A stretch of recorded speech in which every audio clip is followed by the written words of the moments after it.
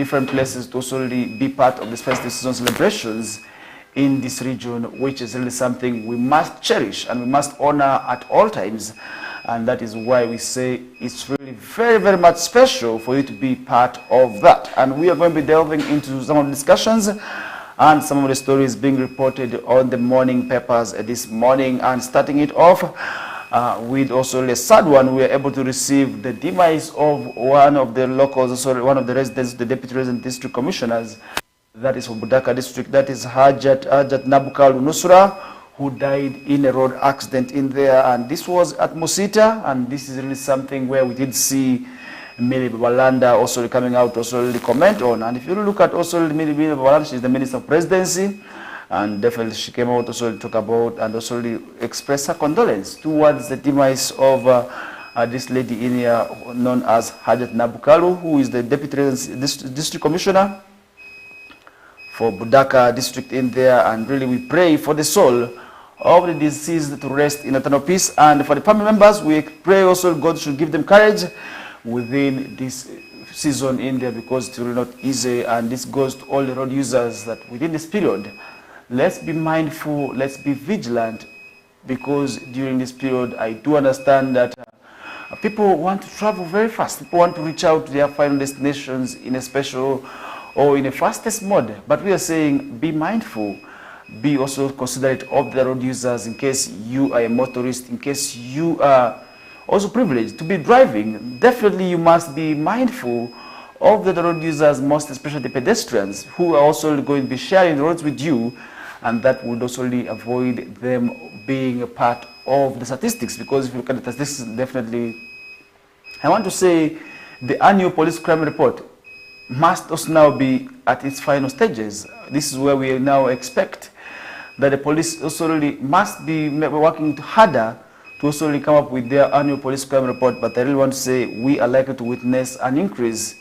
in the cases of road crashes or road deaths in there. But we are saying all in all, let's be mindful, let's be considerate as we are onto these roads. Now, over the weekend, we also able to see one of the sad stories of a housemaid captured also in child abuse, now being arrested in Kabali, which is really something where we're able to see a 35-year-old woman who had been on the run also after being captured in a viral video, also torturing a 4-year-old girl in Kira municipality, which is under Wakiso district, has now been arrested, where she has been hiding in Kabale district. Now, Mr. Luko Isjire, the deputy police spokesperson, that's for Kampala Metropolitan Area, confirmed that Precious Tumuhairwe, very ironic name because if you're called Precious, but what you are doing is very, very much bad in there. Precious Tumuhairwe was intercepted in Kabale on Saturday and detained at Kabale Central Police Station, and she will soon be transferred to Kira municipality for further investigation.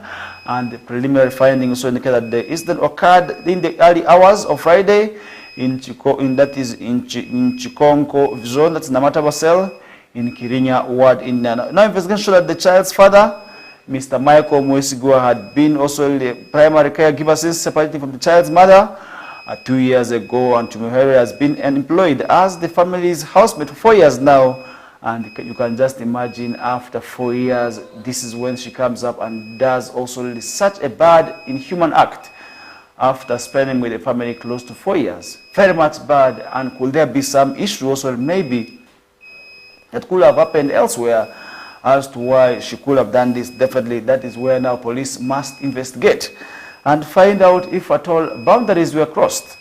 And that is one thing also which is now entirely in the hands of police. And Mr. Oishjiri also reassured the public that the police are committed to ensuring justice for the victim, who is currently receiving treatment at Nsambia Hospital. And the police authorities have also emphasized that their commitment to ensuring justice and condemned all forms of violence against children, as the incident also has highlighted the growing issue of child abuse by domestic workers. I remember this is not the very first time we are seeing such an incident happening.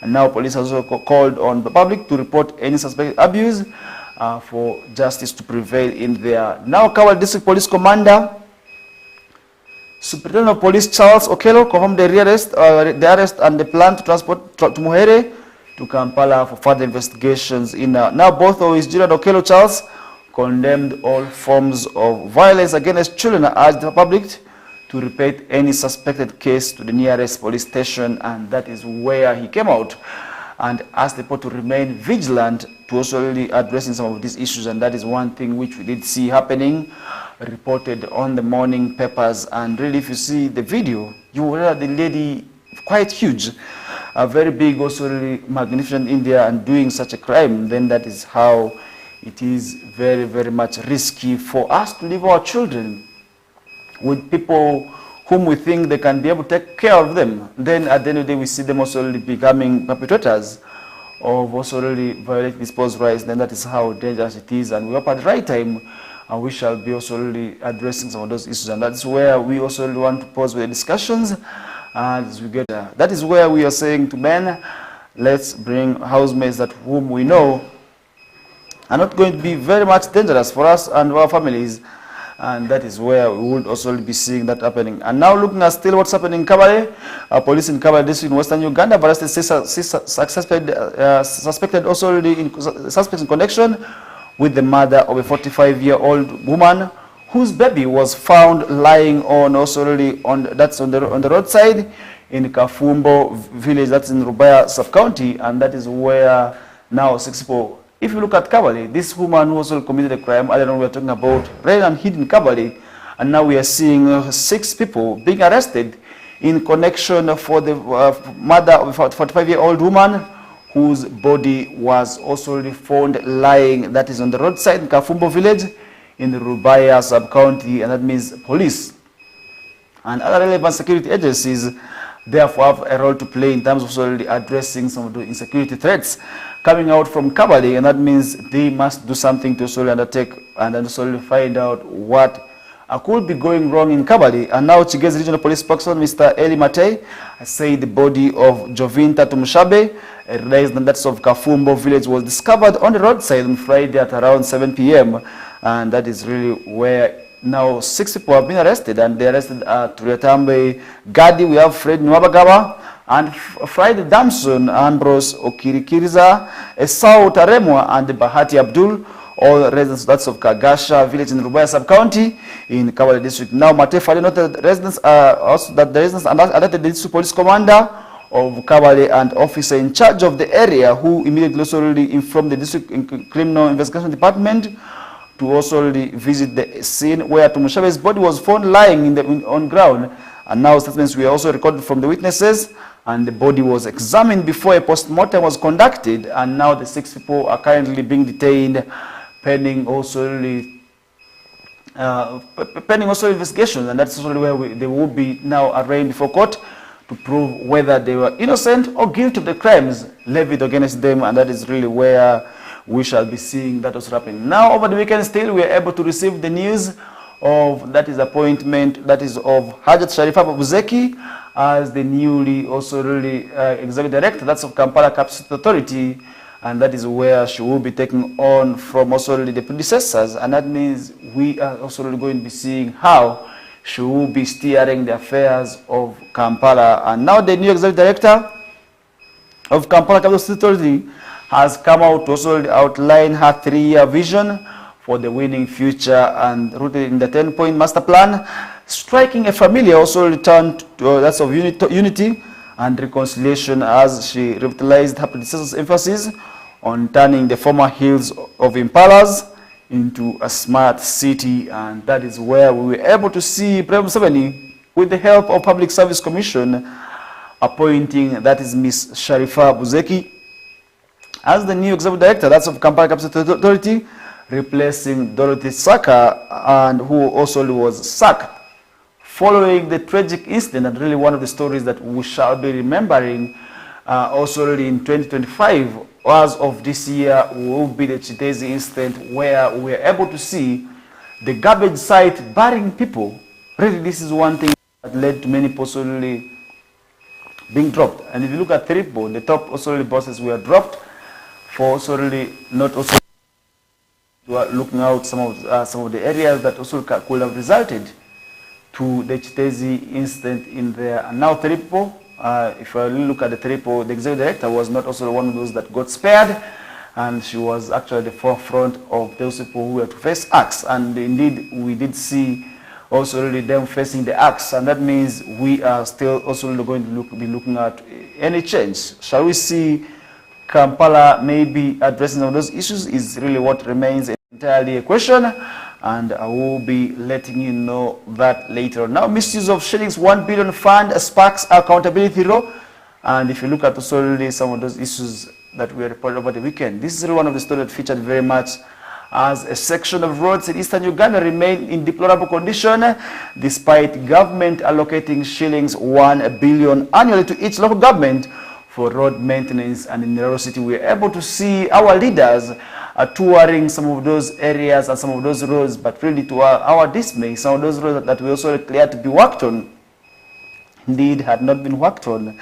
And in Arua City, we took it calm. We took it with a lot of calm, but with a lot of conditions also given to the engineer to make sure that those roads that were in the system said to be cleared must go on with the works, and really you get the government each and every financial year allocates 1 billion to each and every local government within the country for road maintenance. And that's where we did see Musa Cheru, the state minister for works, told this publication that most of the roads are still in bad state due to failure by districts and local government legal leadership to also duly channel resources to serve this purpose in there. Now, preliminary investigations, according to Mr. Cheru, indicate that a significant portion of the road maintenance funds is misappropriated that's at petrol stations, with accounting officers also really disguising the misuse as fuel road equipment. And he urged the district chairpersons and local councillors to monitor the use of these funds to ensure proper maintenance of the roads. Now, Uganda has a total of, that's a road network of about 1,500, that's also really about that.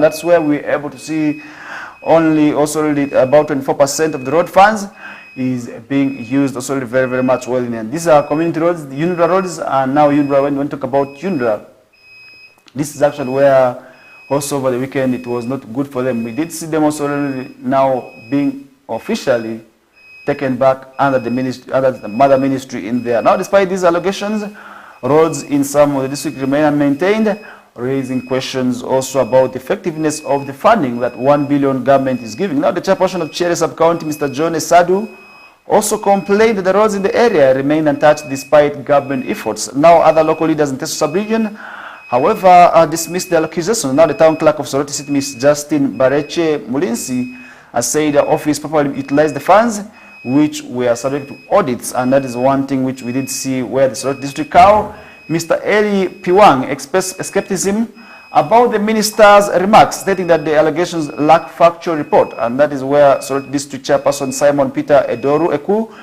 criticized Mr. Cheru's statement, saying it was misleading, and now government made the first disbursement of shillings 1 billion road fund to maintain solely the roads in the last financial year outside, that's Uganda National Roads Authority jurisdiction. And now that's where we shall be seeing also really any changes. Shall we be able to see an improvement, most especially with those roads that were under UNRA, now that they will be moved under Ministry of Works and Transport? Shall we be able to see an improvement when it comes to expediting the processes of the road? Also, that is where we also would want to see how, of course, that will be ending. But for now, we are going to take a short commercial break, and we want to see how, of course, you also can able to share your thoughts and opinions with us. But for now, we shall be taking yet a short commercial break. When we get back, the discussions will be able to follow. My name is Farish Majid. Stay tuned.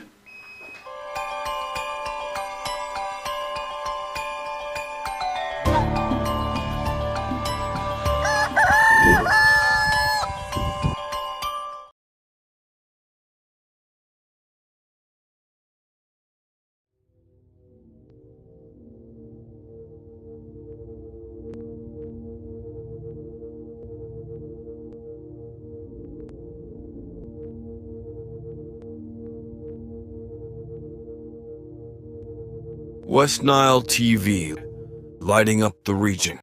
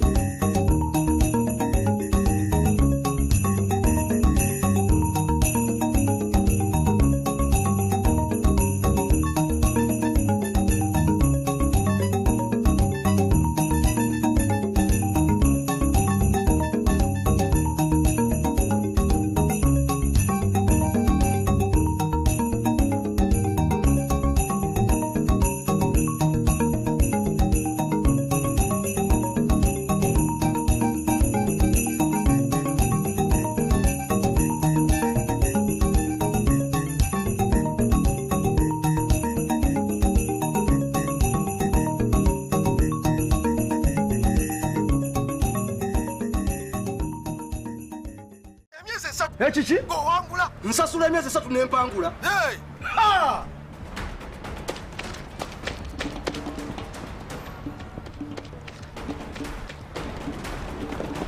Abaye, ubadde ki?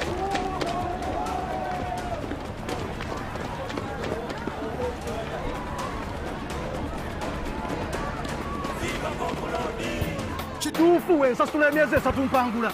Kituufu. Subscribe for 3 months to any package of your choice or grab an Azam TV kit and pay for 3 months and stand a chance to win life-changing rewards. Android smart TVs, fridges, motorcycles, and that is not all. You could walk away with free subscription or the grand prize of 20 million Ugandan shillings in cash. Yes, 20 million grand prize. Subscribe today and enter the draw. For more information, 031-2308-900 or visit any Azam TV dealer near you. Azam TV, entertainment for everybody.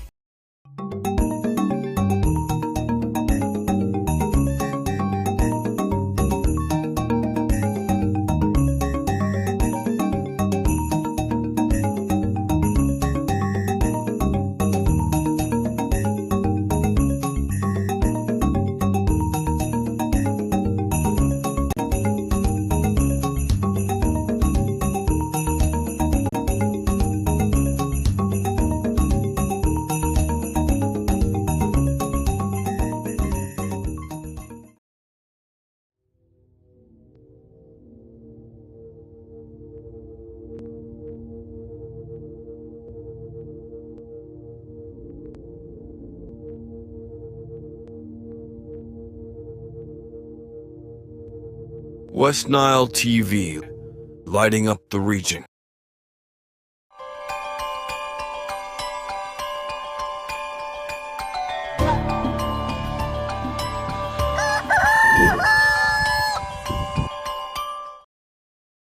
All right, welcome back. In case you are just joining us right now, you're most welcome aboard. This is the KOKOLIRIKO live show on West Nile TV, channel 477, that's on StarTimes. And we are as well on Azam, that is 369. Not forgetting Zuku, the channel number is 0073. And it's a great pleasure this morning to also have you with us up to 9 o'clock. In case you are just watching us right now with your family members for the very first time, maybe you have not been watching us because you were the other parts of the country. Definitely you're watching us this morning. I want to say thank you so much. This is the KOKOLIRIKO live show on West Nile TV that comes your ways every Mondays to Fridays from 7 o'clock to 9 o'clock. We're on some occasions where we also bring you guests to also discuss some of those pertinent issues that we feel you also need that comprehensive detailed analysis on. And that is how we always do our show every day from Mondays to Fridays. And now looking at some of the stories that continue to make rounds on the papers, we're able to see also over the weekend government coming up to say that they will be covering bank charges for PDM beneficiaries. What about those who already benefited? Because this is going to be entirely, I believe, only catering for those who have not yet received the funds. What about those who already received the funds? Shall they also be able to recover their bank charges? That is really something where we're able to see Mr. Henry Musasizi, the State Minister that is for Finance in charge of general duties and Minister of Finance, has announced that the government will now cover bank charges for beneficiaries of the parish development model. Now the decision follows also concerns raised by beneficiaries who also know that banks were not deducting significant amounts from the loans also received, which reduced the funds available for them. Also now the PDM, which aims to provide individuals with loans where at least 1 million Ugandan shillings is intended to help improve on their livelihoods, is also the current government program that is being talked of. If you look at it right now, many people have been talking about PDM, and then the question is, have you benefited from the PDM? In case yes, what have you done with the money? Has the 1 million Ugandan shillings grown maybe to your capital from 1 million to about 3 million? That would be what we want to see. So that also at the end of the day, the root chart, or what we call the multiplier effect, because what the president called the multiplier effect would also at the end of the day have an impact on somebody's life out there. And that's why we're saying from 1 million, if it grows up to 5 million, and then that means the numbers of people you are going to be employing both directly and indirectly will increase. Secondly, your impact of you working, because in most cases you don't work for yourself alone. There are dependents whose lives are as well going to be increasing or maybe improving simply by also you being employed. Look at those who have come in right now for the Christmas season, who have been working elsewhere. They have changed the lives of most people. They have been enough. And that is why we are saying it is always very, very much good to work on ourselves. It's also good to also improve on our livelihoods. And that is where at the end of the day, we want to see people transformed economically. And that is where at the end of the day, we shall be seeing improvement also when it comes to our lives. Now, Mr. Osasisi made the announcement following Prime 7's directive that beneficiaries will receive the full amount of their loans. And the minister acknowledged that difficulties also faced by beneficiaries, particularly in terms of bank charges, which had been also raised in recent community feedbacks. In addition to also we did see Pierre Mbabazi, the Deputy Speaker of Rubanda District Local Government, praised Mr. Osasisi for his efforts in implementing and monitoring the PDM, but raised concerns about land issues in the district where that has been hindering government programs.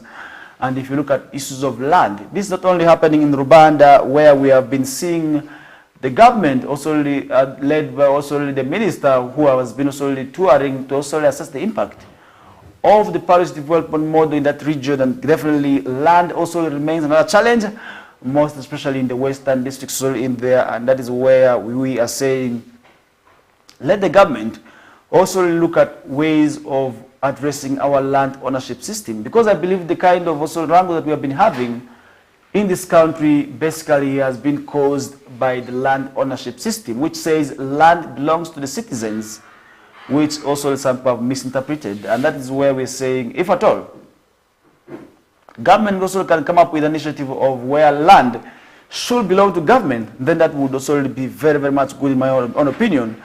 Other than leaving it entirely in the hands of people, where today people are selling land as if there's no tomorrow, that is really where it becomes a great concern, which I really feel government must now also devise means in terms of addressing those areas in there. Now, Mr. Turinawe Alex, a farmer from Hamurwa Town Council, has shared that he used his PDM loan to plant Irish potatoes and made a significant also profit of about shillings 3 million. That is really quite good. And he also, however, also called for an increase in the funds, provided the current also really amount is insufficient for rapid development. And the minister also really was touring, that is Rubanda district, to further assess the impact of party development model and address concerns raised by the locals in the area. And that is really where we also really want to see how, of course, that is also really where that's also where I want to see how, of course, that is going to be addressing some of those issues and some of those areas where we have been having those challenges. And that is really quite good for us to sort of be able to advocate for and look at some of those areas where we would also want to see an improvement. And that is the best. Also, we would also want to see you as the person who benefited, who got the monies, also putting this money into the right use. Do not get the money and drink it. We wouldn't also want to see that. Do not get the money and use it for marriages, because recently I was in some of the areas where some people are being said to have used the money for getting married, which is really against the conditions for getting this loan. Remember, it's a loan, but really some people have also been able to also take it as campaign money, which is really wrong. And that is where we would also want to see you also really as one person also really looking out to also address those areas. Now, as we are just left with 2 minutes to wind up this hour, but if you look at some of these issues that we were able to already talk about, definitely we have to realize already as the year is coming to an end. The year already went with some people, and in Arua City, or now people are waiting for what we call the wrap-ups. Because in the city today we have also we have 2 musicians who have established themselves for giving out the wrap-ups, and many people are now waiting for the wrap-ups. And if you look at the year wrap of the country, definitely it did not also spare some people. It went with some prominent names, and if you look at some of those prominent names that also died, definitely you will have names like Cecilia Ogwal, also Uganda's first also beauty queen, and the longest serving legislator, also a senior opposition leader, that's Cecilia Barbara Atim Ogwal. died at the age of 77 in January this year, as the year was just beginning, and Ogwal succumbed to cancer in India, where she had been hospitalized for a number of months, and that is really where we didn't see also really the year going with her. And not forgetting Joseph Tamal Mirundi, a prominent journalist and a former presidential secretary and outspoken media commentator. Joseph Tamal Mirundi also really died on August 31st at the age of 60 years. And Mirundi died also in lung-related complications at Kisubi Hospital, where he had been receiving treatment for over a month. Now, according to his family, Mirundi also had been suffering from fluid accumulation in his lungs, with doctors also really diagnosing and draining, but also really that could not also really spare his life in there. What about Sarah Mateke? The minister also died on September 7th, and State Minister for Defense.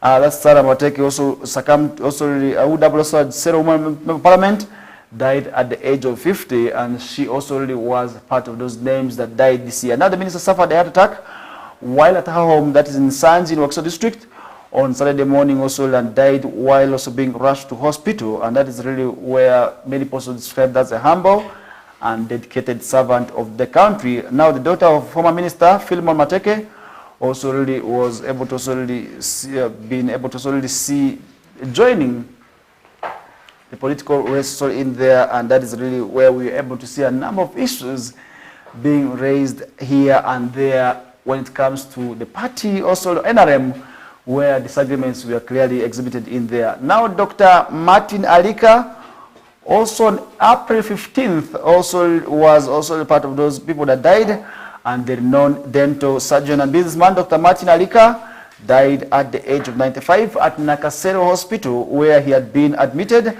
and the pioneer of East African dental surgeon by setting up the first black-owned private dental practice in Kampala in East Africa, would also later go on the chair board of various renowned companies, including Coca-Cola, Stanbic Bank, Uganda Breweries, and Standard Chartered Bank, among others.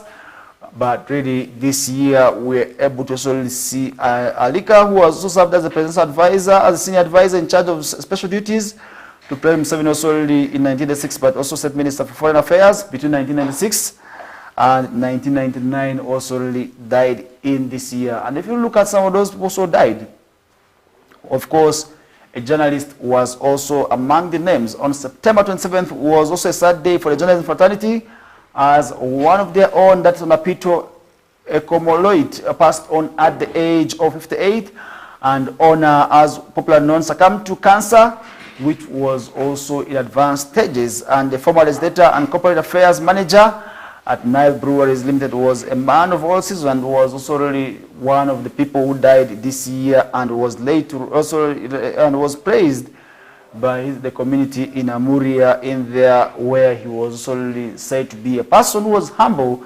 And Honor previously joined the president's service, that's also in 2001, working with the late Tamal Mirundi, and would also later replace him when he stepped in 2006, and that's where he also really worked in there. Now Rebecca Cheptegei, the athlete, also really, after also really representing the country in the Olympics, was part of also really the people who also died this year. Now on September 5th, we are able to receive also really Ugandan cross, also really long distance and marathon runner Rebecca Cheptegei's news of death in Kenya at the age of 33, and that is where Ms. Cheptegei, who also was a national record holder in marathon and former world champion in mountain running, died at Moi University, or Moi Teaching and Referral Hospital in Eldoret, where she had been rushed after her estranged boyfriend Dixon Ndiema, who also died, also was already able to really do that havoc on her in there. Now the attack occurred in Nzoia, Kenya,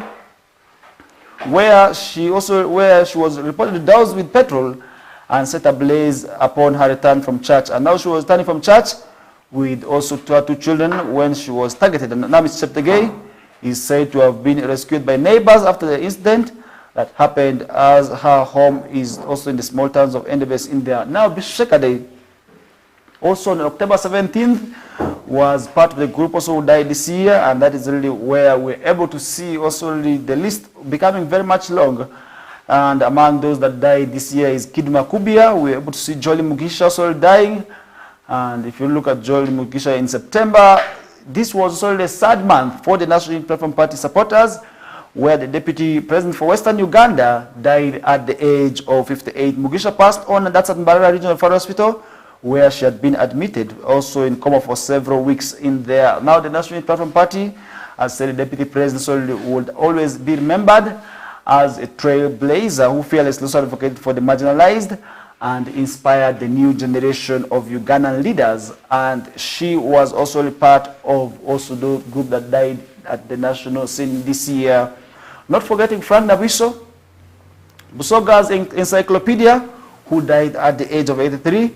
That was on December 14th. And Dr. Frank Nabiso, a prominent historian, a scholar and politician, breathed his last, that was on Mkondo Church in Ugandan hospital after being bedridden for some time. And Dr. Nabiso was widely respected for his intellect and dedication also to public service, and served as member of parliament for Kagoma County in Jinja District from 2001 to 2006, but was unseated by Derin Kai in a highly contested race after in there. And that is really something which we did see happening this year among those that died.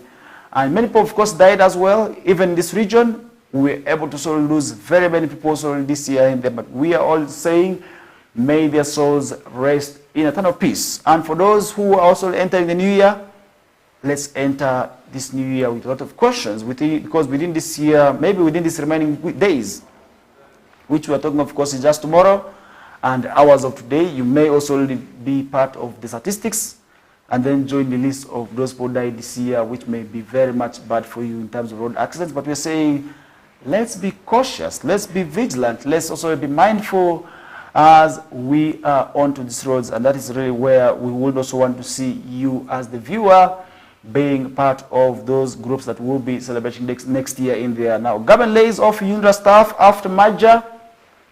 Another sad story, because this is really going to be creating an employment also opportunity for some people. Now, initial suggestion that staff of agencies being merged will be assimilated under parent ministries could also have also been just the talk after all, with the revelation that also all staffs that of the UNRWA were scrapped effectively out of their jobs. Now, a statement told that in a statement to all UNRWA staff, General Edward Katuma Omala, the Minister for Works and Transport, said on December 23rd that all former staff should hand over and await the processing of all their benefits. And that is really where he instructed all staff to hand over office and government property by December 30th, stipulated also already in the UNRWA Act also in there. Now the minister assured staff that also the terminal benefits will be processed after verifications, and that is really where we are going to be seeing them moving home, maybe to also start a hunt for new jobs in there. Now the minister assured that terminal benefits, that means will be also now processed for them. Now the move follows the repeal of the UNRWA Act by Parliament on November 6, 2004, with the President Museveni ascending to the legislation. That's on December 18th. Now the dissolution was formalized through a Gazette notice on December 23rd. Now established under the UNRWA Act of 2006, the agency has been instrumental in modernizing Uganda's road network, playing a pivotal role in projects like the Kampala-Entebbe Expressway and various regional highways. And now under the leadership of the Executive Director, Alan Kajina, in 2015, since 2015, UNRWA achieved significant milestones in expanding and maintaining Uganda's critical road infrastructure. And with the dissolution, the Ministry of Works and Transport now assumes full responsibility for managing the country's road network. Now the restructuring is expected to streamline operations and reduce overlaps within the government agencies. And as the chapter closes on UNRWA's legacy, General Katuma Omala called for smooth transition. And on Friday, we were able to see Minister Kajina, Ms. Kajina, announcing that she was dropping the UNRWA Executive Director's handle on X, and that she has been running for over the last 9 years. That means she is putting it down now. After 9 years of committed service to the country, she will now be dropping down the UNRWA official handle. That is really something which we did see happening. Very much sad for those who are going to be losing their jobs, because these have been also employing, these have been also catering and also looking out for a number of families. That means they would now be left with no option, either to look out for new opportunities, or those who can be incorporated will be incorporated under Ministry of Works. But for now, we are receiving news of the compensation of their benefits. But that is really something which we are following up on. And that's why issues of preparation for retirement is always key. As you are taking up over that job, how prepared are you? Because if tomorrow your employers come out and say, we no longer need your services, are you ready for that? Be it even in government, even in private sector, how ready are you for that? That means the mindset must always be ready and must always be set in case such calamities happen. Just like what has happened to UNRWA, it may also happen to you, and that means we always must have a mindset that is ready. Once they fire you, move on. Go start up, maybe setting up your own life so that also you don't get stressed. And that is why investing is always key. You must always prioritize the monies that you are being paid. Invest in other businesses so that also by the time you are fired, you have a fallback position. You have a fallback also area where you will be surviving to also cater for your families. And that is exactly what we did see happening with UNRWA. And really, I want to say that we shall be also wishing them the very best. Amidst all the challenges, because many times people have been complaining about UNRWA, most especially the rehabilitation of UNRWA roads, which had also had challenges, but now they are no more. We wouldn't want to talk about them, but we shall always praise them for the good and the positives that they were able to achieve for this country. We wish them the very best. Now, leaving that aside, President 7 months prominent so NRM supporter Ebidu. This is another story that we are seeing on the Nile Post this morning, where President 7 has mourned the passing on, that is, of Muzee Charles Otim Ebidu, saying the ruling party has lost a dedicated supporter, and Ebidu, a former supporter of the NRM struggle, succumbed to diabetes, hypertension, and ulcers, a condition he has managed since the year 1995. And that is where he passed on. That is in the eve of Christmas Day. That was on 24th. Also in a condolence message read by also the Vice President, Major retired Jessica Lupo. President said the NRM has lost a dedicated supporter. And on behalf of the government, the NRM party, and his own behalf, the President extended condolence to the family upon also the loss of their father and the grandfather to the nation. Now, he particularly also commiserated with Ebidu's daughter, that is Airo Eseza, and all the children for their loss. And that is where the President told mourners that it is always sad when we lose our elders, because we carry wealth of experience and wisdom in them. And that is really where, for those who lost their elders, their grandfathers this year, really we are saying, may God put their souls in eternal peace. For those whose elders are still alive, we must pray for them. And so that also at the end of the day, we get the knowledge that we want to get out of them. Now, the Minister for Works, Musa Chero, assured hundreds of the mourners that the legacy of Ebidu shall not die because he educated all his children. Now, that's really where it is very much important for the parents and stakeholders in this region. Let's embrace educating our children. Let's learn to send our children to school, because by the end of the year, the day, at least one or two of the children will really come to your support, will come to your rescue, and having the mindset that these children are going to solely waste money. Many of the times people don't want to educate the children simply because they feel education is a waste of time. They feel education cannot also really change their livelihoods, and that's really very, very much wrong. But we are saying, as people of this society, let's embrace taking our children to school, because out of the 10, definitely 1 or 2 will be able to sort of change your livelihood. And that's really where, at the end of the day, we want to see many people in this sub-region embracing taking their children to school. That's why we did see Minister Cheru thanking government for supporting the district. And he asked government to finish the district general hospital. And Archdeacon of Amuria, Archdeacon Reverend Canon Simon Peter Otukei, who was the main celebrant in his sermon, told the congregation that while also really the man lived a simple life on earth, they are also to be simple. That means you don't have to be arrogant on this life, because you do not even know what's coming up next ahead of you. You must always embrace living your life in a way that I must say is simple. Be simple to the people. If you see people seated together, come greet them, sit with them, share the little you have with them. And that is really how, at the end of the day, people are going to be terming you to be a social person. People are going to be terming you to be a simple person. And that is really where at the end of the day, they will be still praying for you. And now that's where we did see Ebindu's remains were laid to rest at his ancestral home, that's Nochuma village, in Dokolo parish in Asamuk sub-county, in Amoria district. And that is really something which we did see happening. And at the end of the day, people really will be embracing his legacy, and embracing the legacy of this man is really the way to go. Now, Hundreds Grace inaugural West Nile education run, and this is really something which we did see happening, where people of goodwill drawn from various parts of West Nile sub-region on Saturday converged at the office of the Prime Minister grounds in Arua City for the inaugural marathon to raise funds to support needy children from West Nile sub-region, and the funds also really sponsor higher education for bright science-oriented students. We are organized also by the West Nile Education Trust Fund. Now the initiative started by also the 5 individuals in 2013, culminated also in an annual fundraising dinner in Kampala before it metamorphosized into a marathon in 2024, both in Kampala and Arua cities in there. Now the 2-kilometer, 5-kilometer and 10-kilometer plus 21-kilometer marathon aimed at raising shillings 1 billion, attracted hundreds also of education supporters from near and far from Western sub-region. Now Dr. Charles Drechabo, the chairperson of the West Nile Education Trust Fund, says so far 28 Salvation students have benefited also from the initiative in various science-based also courses in public universities in the country. And now among the objectives of the marathon outlined by the chairperson, we are to raise funds to support science education in higher institutions of learning, popularizing the West Nile Education Trust Fund, physical fitness and talent identification. Now Dr. Ben Amayubo,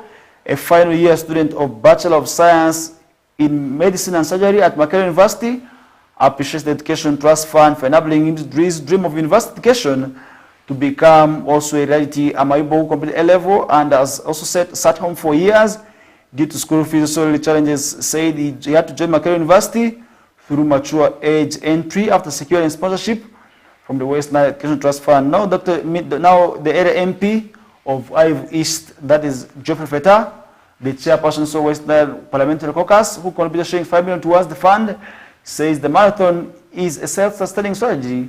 And Vicky Chabet, an athlete from Kapchorwa, and the high-profile police officer commended the initiative.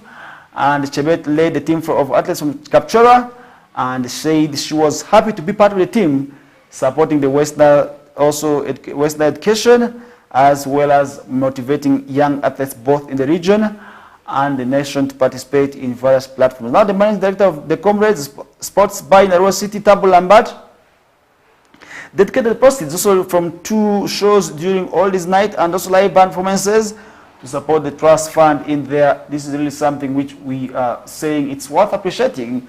We want to see more of the doctors in Western sub-region be also supported, because if you look at government sponsorship, direct government sponsorship in the Western sub-region, the numbers are not matching with the national rate, most especially for those who do sciences.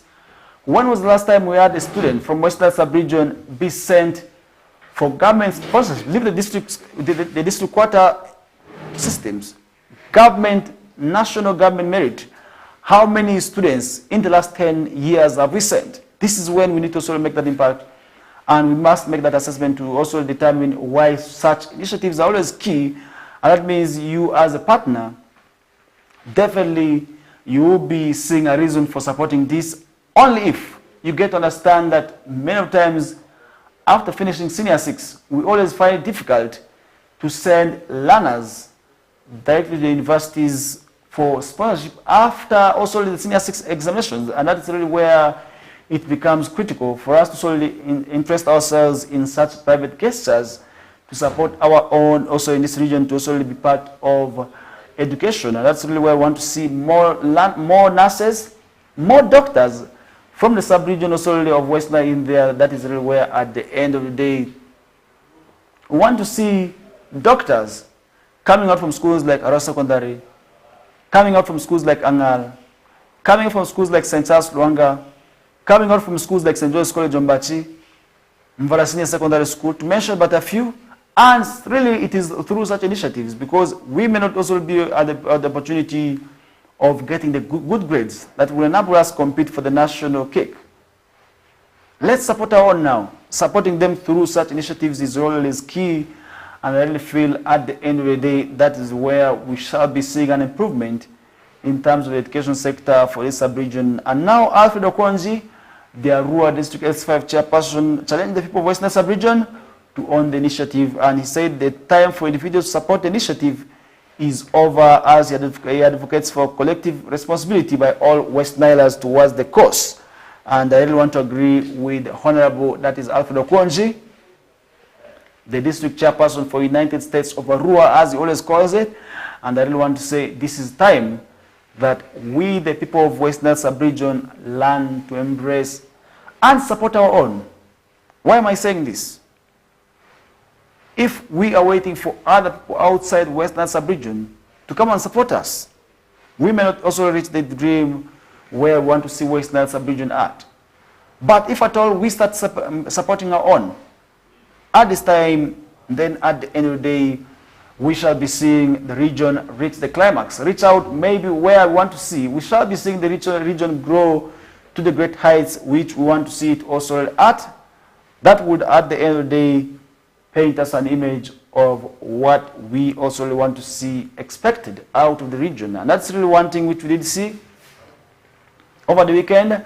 And definitely we want to also thank the organizers of this tournament and the trust fund, because it is really for the right purpose and for the right motive of supporting the country. Now 68 couples tied up in Katapi mass wedding is another story that we are seeing on the morning papers, where there was jubilation at St. Anne's Usuk Catholic Parish in Kataki district, as 68 couples tied the knot during a mass wedding on Friday. That was on 27th of this year, where more than 200 Christians thronged the church to witness the mass wedding, which was presided over by Reverend Father Achedu, as the main celebrant, assisted by Reverend Father Gonzaga Ongereni Waziwazi, the Bishop's Counselor. And this is really where we did see the event was attended by the Vice President, Major Retired Jessica Lupo, who doubles as the District Member of Parliament of the area, as other attendees included Katakwi Deputy Resident District Commissioner, Vincent Xavier Okwi, the L5 Chairperson, Geoffrey Omolo, and the Karenga District, also Resident District Commissioner, that's Geoffrey Philbert Ochailap, and other leaders who also attended the function as well in there. Now the function also started at around 11 a.m. with assembling also of the couples, who then also walked down the aisle and took their vows as the audience cheered them on during the family day celebration. Now Father Achedu thanked the couples for dedicating their marriages to God and urged them to also remain prayerful and respect each other as couples, for also peace to prevail in their families. And that's really something which I want to say is worth appreciating. And that means they have not wasted a lot of money in organizing private weddings. Many of times people have also landed themselves into loans simply because they were engaged in those private weddings, which were also a bit expensive, which also directly had its own impact. And that's where we are saying to avoid that. Let's also embrace tendencies of such natures. Now Achedu told the newlywed couples that marriage is not also about wealth. It's a lifetime activity, a lifetime cause, which therefore they must also persevere, because it's not going to be a bed of roses. And now staying together is really what is expected to them, and mutual cooperation is always key. He informed Christians that the family is the most endangered institution in the world right now, and they should jealously guard it against social injustices, such as also same-sex marriages. And if you look at issues like same-sex marriage, homosexuality today, it is also threatening marriages. Then another challenge is divorce. Divorce is still with us. And another issue that is still biting our families very much hard. Now informed Christians that the family is most endangered, and therefore the newlywed couples were urged to give each other ample time, adding also that both verbal and non-verbal communication is key in marriages. He also thanked the Vice President for the enormous contribution towards the development of church as an institution, as she appealed to also contribute more to the construction of social center renovation of St. Anne, and all church and parish also housed in there. And this is also really what we did see happening in Katakwi. And at the end of the day, people also will be getting what is expected out of them in this residence. Now, Bulambuli residents ask government to continue with such a rescue mission for missing landslide victims. And remember, just like what happened in Tezi, some people are still believed to be buried under the debris in also really Bulambuli. Now, in a desperate plea for more time, survivors of the catastrophic landslide in Bulambuli are now urging the government to extend the ongoing search and recovery operations. That is for the victims they say are still buried under the mud. And government has set December 27th as the deadline to end the search, declaring the site also as a mass grave after a month of digging.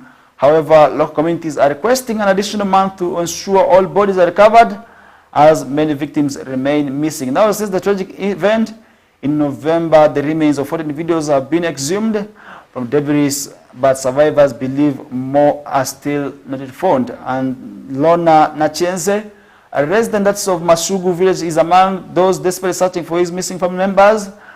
And Saul Nakoko, along with his wife and 3 children, are still believed to be buried under the mud. And she said that now Margaret Nwembe, a survivor from Tegalu village, provided a heartbreaking account for her missing relatives. And so Nwembe identified her sister Rose Nabudgwe, a 40-year-old, and grandmother Mary Ndukowe, 3, as well as a 38-year-old and 3-year-old son Sam Wangidosu, among those whom she says are still a part of those missing also in there. And this is something which we will see in Bulambuli.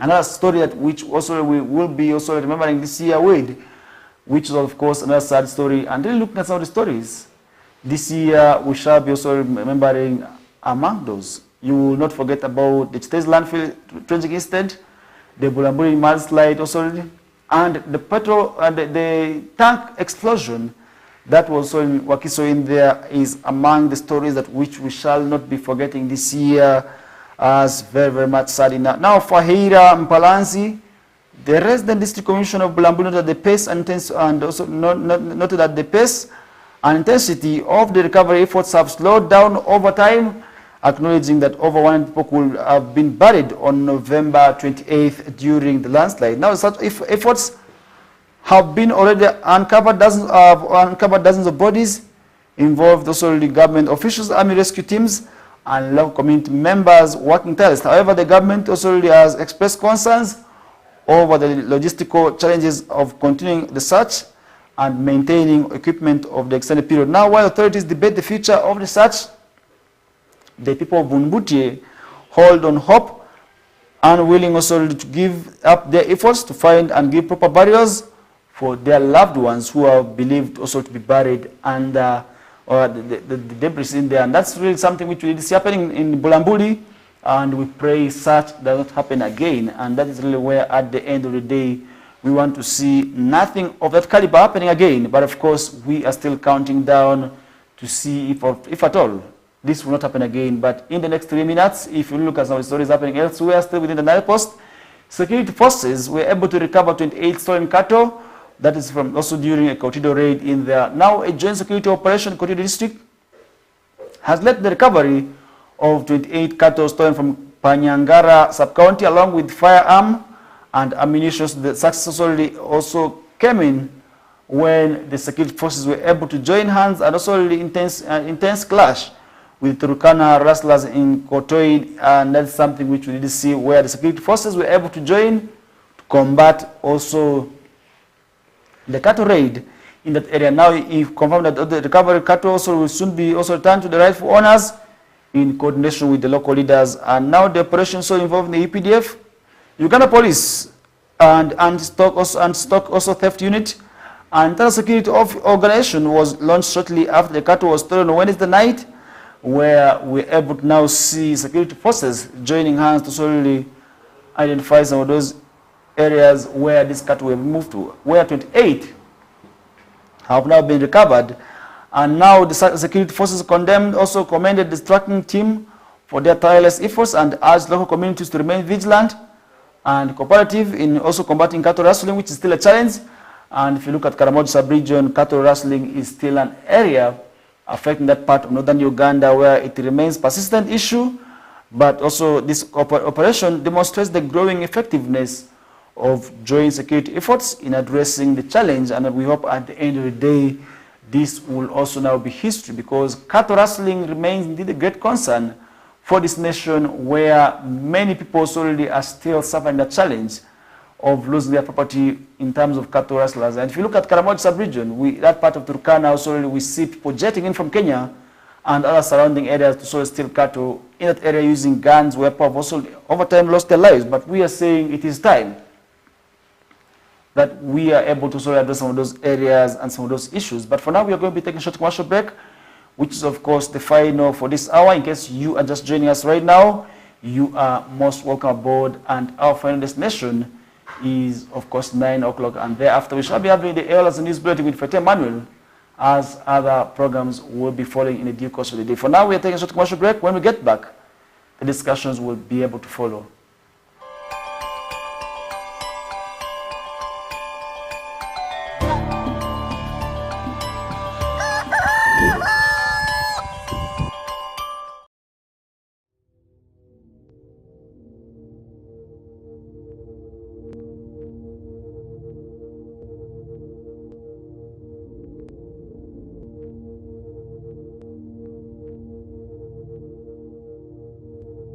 West Nile TV, lighting up the region.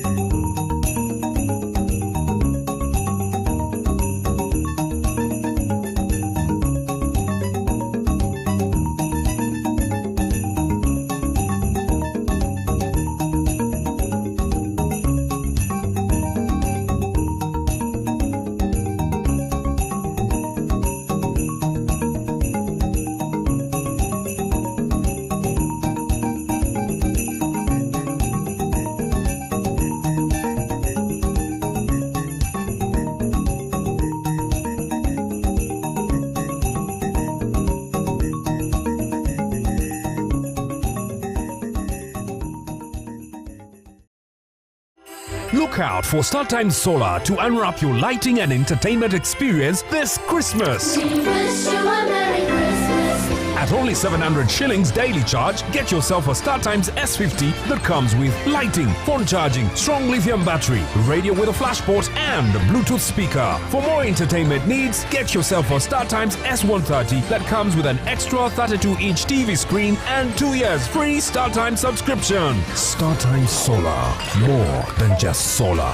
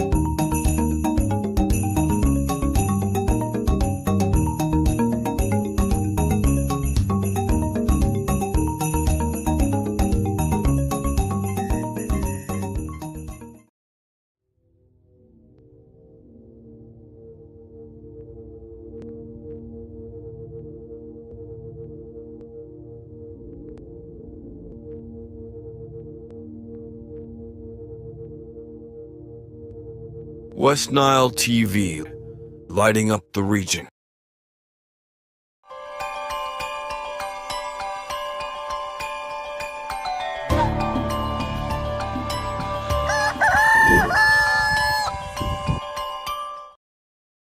All right, welcome back into this half of the show, and starting it off from Soroti, we are able to see Mike Makula welcoming over 500 FD supporters who defected, that is ruling government of NRM, and this was in Soroti, and this was in Soroti City. That happened on Saturday, where major political event as Mike Makula, the NRM vice chairman for Eastern Uganda, hosted over 500 alleged converts from the Forum for Democratic Change Party into the NRM, and that is something which we see, where the members, committee members, publicly declared their support for the ruling government of NRM, and the move also Mike Makula hailed as a significant step towards also uniting the region under NRM's development agenda.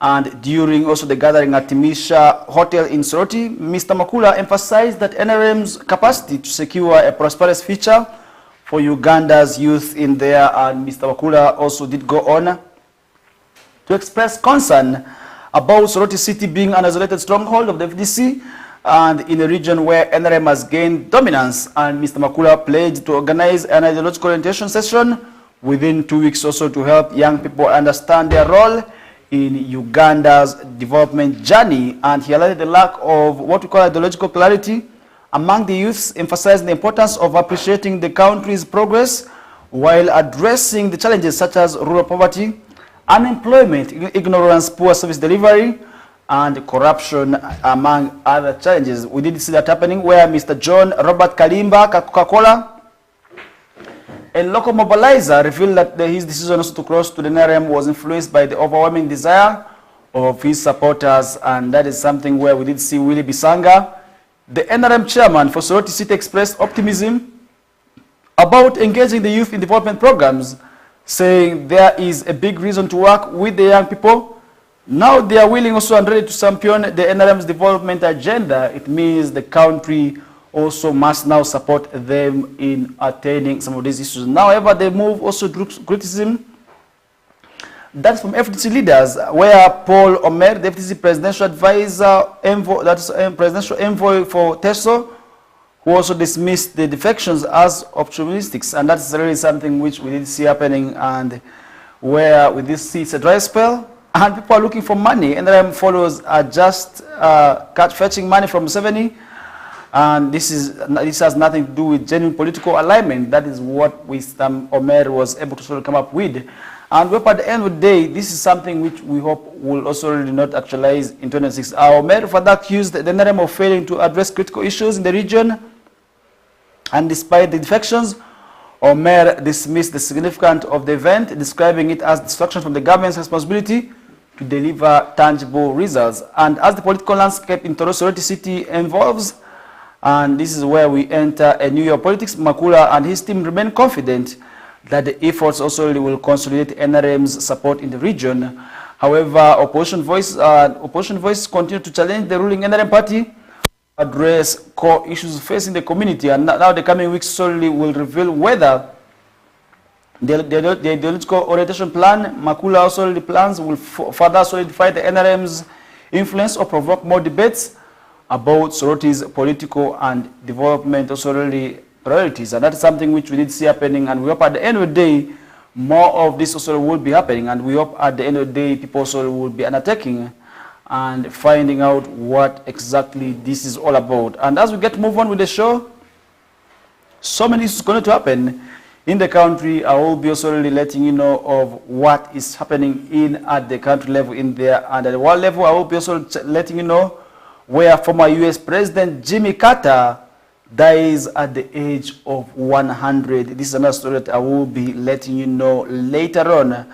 And now world leaders have reacted to Jimmy Carter's death, and who also passed at 100 years. And the question you should be using also for yourself this morning is, will you reach 100 years?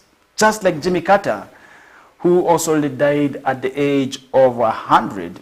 Definitely that is entirely upon your lifestyle and how you also are living your life. You're living it recklessly, then you also really will leave it recklessly in there. Now that's something which we did see happening, and we hope at the end of the day that will also really be able to solely make sure that you improve on your life in there. And that is one thing which we did see happening. And in this remaining few minutes, I will be also touching some of those stories. And if you look at some of those issues, definitely you'll be able to realize that in Arua City yesterday, a lot of issues happened. We were able to hear noise, and many people are coming out from also a lot of happenings where Tanzanian superstar Harmonize was in the city here, and we were able to solely see Arua City Boxing Club also really winning a medal, which was of course being paraded in the streets yesterday, and to give this heroic reception to one of the boxers in the names of Ringo, who was also able to beat boxers and become a champion. I will be letting you know the discussion later on, but as we get move on, so many issues going to happen, and I will be touching on that later on. And of course, it was a busy weekend for the people of West Nile sub-region, where we had a number of activities here and there, both in the entertainment world. Many people have been enjoying, basically enjoying also the festive season with their families, but we are saying you must make sure that you celebrate the festive season with a lot of caution, so that also really you are not also at the end of the day left out also really in trouble in there. And that's one thing which we did see.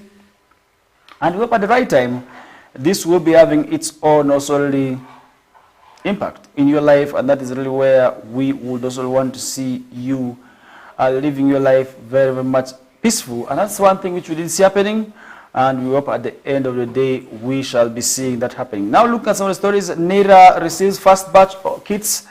That is also really, that will be helping registration also really, and that's something which we did see, where the National Identification and Registration Authority is preparing for mass national identification and card renewal registration exercise following the expiry of the current identity cards. NIRA has now received its first batch of 1,000 kits for the upcoming exercise. And while receiving those at the consignment at Tembe International Airport on Saturday, Major General Apollo Kasita Goa, the director of the Directorate of Citizenship and Immigration Control, and the member of NIRA board of directors expressed optimism about the exercise as he represented the permanent secretary, that's the Ministry of Internal Affairs, and was accompanied by the NIRA board chairperson, that's Benny Namugwanya Bugembe, and the NIRA executive director, that's Rosemary Chisembo. And that's something which we did see, where these leaders were able to receive the first batch of the consignment that will be helping the country in what we call registration and renewal of the IDs, because many people are now having expired IDs, which we of course extended for 1 year in their Central Division. We have seen the exercise already commencing. I was able to move in there, and I was able to notice that people are already moving in to replace their IDs, most especially those who lost them. And this is really where we are saying it is now time for you to make sure that you renew your ID in this period. Now, you also praise the efforts of the government, the leadership, and the Ministry of Internal Affairs and the Internal Security Organization, the Minister of Finance, as well as other relevant bodies for making this also possible. And Mr. Chisembo expressed excitement, stating that also we have been praying for this day to come, and finally God has answered our prayers. And we want to show all Ugandans that NIRA is now ready to kick off with the exercise.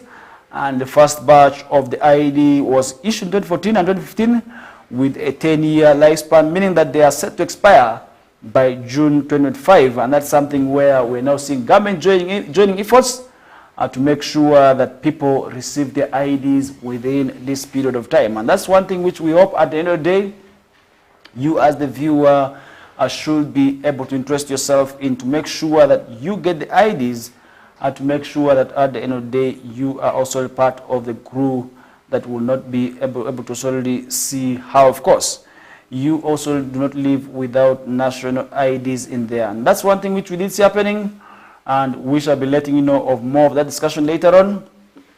And we hope that would also really make sure that you as the viewer, you are also really very, very much also really in support of this as well. Because I remember by the time this also really, when these IDs were being issued, many people had not also had the interest, only for them to also now start realizing danger.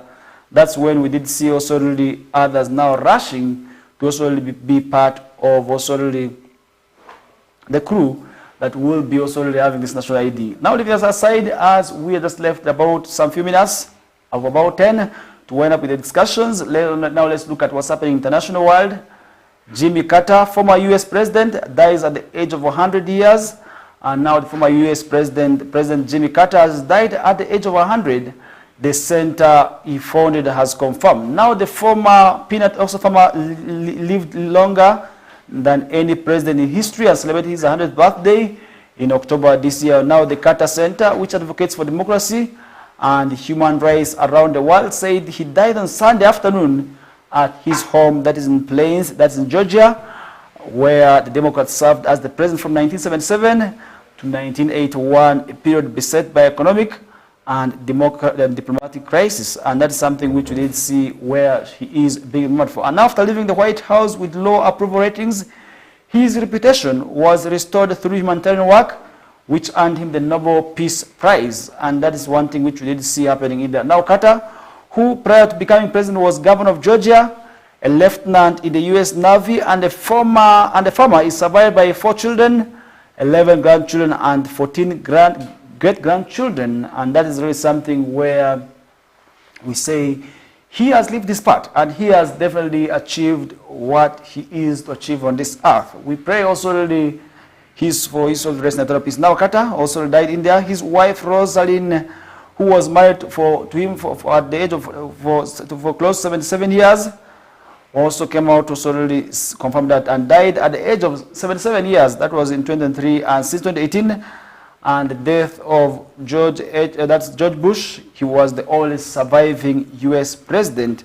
And Carter stopped also medical treatment for undisclosed illness last year, and instead began receiving hospice care at his home. President John Biden and First Lady Jill Biden said the world had also lost an extraordinary leader and statesman and humanitarian, describing him as a dear friend and a man of principle, faith, and humility.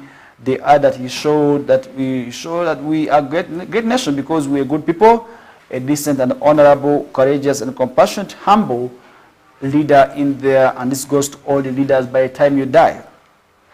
How do you want to be remembered? How are you going to be remembered as that leader who always caused the troubles? Because now the world leaders are now realizing and also remembering Carter as a peace builder. But how shall we be remembered is what you also really must ask yourself. Remember, he's the 39th U.S. president, also in there, and dies at the age of 100 years in there. This is one thing which we are just receiving in here, and we pray for the soul of also this deceased to rest in eternal peace in there, and we mourn with the people of the U.S. And that is really where we want to now come up with the end also of today's discussions. And if you look at also some of the issues, before we get move on, as always in the world of sports, we're able to see the boxing also championship taking place in Kampala, where Arua City Boxing Club was able to be represented by 3 boxers. But out of the 3, we were able to see one coming up with a gold medal, emerging as a champion, who also was yesterday received like a hero in Arua City, given the fact that he had won also this medal in there. And this is where we did see Ringo being paraded also in the streets of Arua City by also the friends, family members, and members of the boxing fraternity, receiving him in a special way in there like a hero. And this is where many also people came out to also ask for the support. And I was able to interact with the boxer, who also said more support needs to be channeled towards the game, because this is a game that has a potential to also really show Westerners, sub-region also at the global stake. Remember, after here, he will be also jetting for yet another international fight that will be taking place in Morocco. And he said the region actually has the potential, but more support needs to be done. And that's where, at the end of the day, we shall be seeing more champions emerging out of the region. And the coach also asked more of the youth to join the support, to join the league. And the ghetto president for Arua City, Zarome, was also able to ask more of the young people who are into criminality, who are doing nothing, to actually embrace this game. And that is where, at the end of the day, we will see people changing and so transforming their lives in terms of, instead of being thieves on the streets, instead of grabbing people's phones, instead of abusing drugs, if at all they embrace such games, that is how, at the end of the day, we shall be seeing also their livelihoods change. And that is where they will be finding also comfort in terms of earning from their sweat, and that is something which we did see happening in there, and we hope at the end of the day, we also want to see more of the young people in the sub-region embracing such games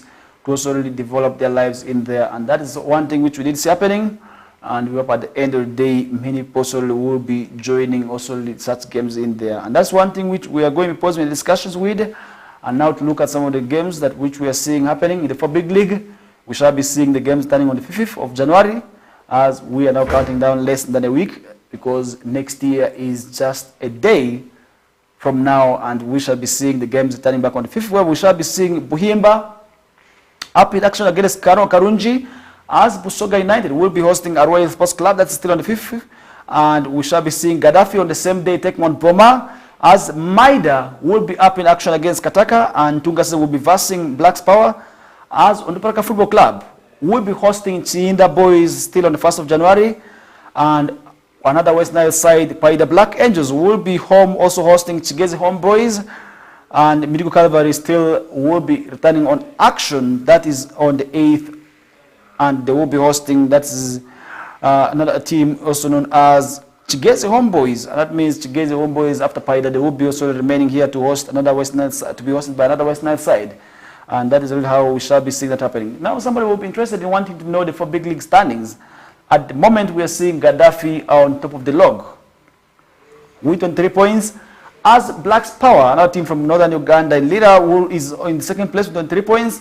Onduparaka Football Club from West Nile Sub-Region is in 3rd place with 19 points, as Buhimba sits in the 4th with 19 points, as Calvary is in the 5th place with 18 points, and Boma are in the 6th place with 16 points, and Chiinda Boys is still on the 6th place with 16 points, as Paida Black Angels on the 7th also with 13 points, and in the red zone we have Ntunga Sazaro Hill Sports Club, Busoga United, and Maida are in the tail of the Southern Uganda Premier League in there, for big league story in there. Meanwhile, the Southern Uganda Premier League, the games also are set to return, and that means after the first season, we shall be seeing the games returning, where we shall be seeing a game today between Barara City and Wakiso Giants that will be taking place, and the games will be turning on 2nd of January, where Maroons will be hosting Mbali Heroes, and Police on the same day will be in action against KCC Football Club in another interesting game. And in table standings for now, we are seeing Viper Sports Club on top of the log with 28 points. Meanwhile, the 2nd place is Neck Football Club with 27.